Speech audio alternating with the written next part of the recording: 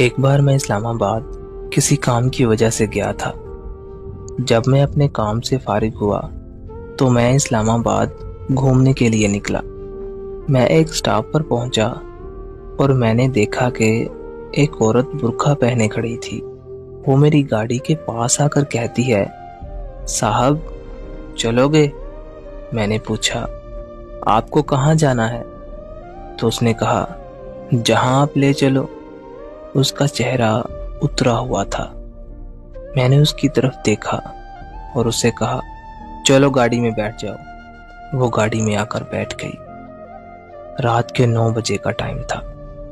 उसने कहा, मैं 10,000 लूंगी। मैंने उसे कहा, मैं तो 5,000 दूंगा। अगर मुनासिब लगे तो ठीक, वरना गाड़ी से उतर जाओ। उसने मासूम सा मुंह बनाकर कहा, नहीं साहब, मैं 5,000 में ही चलूंगी। फिर उसने मुझसे एक सवाल पूछा, साहब क्या आप मुझे सिगरेट से जलाओगे तो नहीं? मैंने उसे कहा, नहीं, मैं ऐसा कुछ नहीं करूंगा।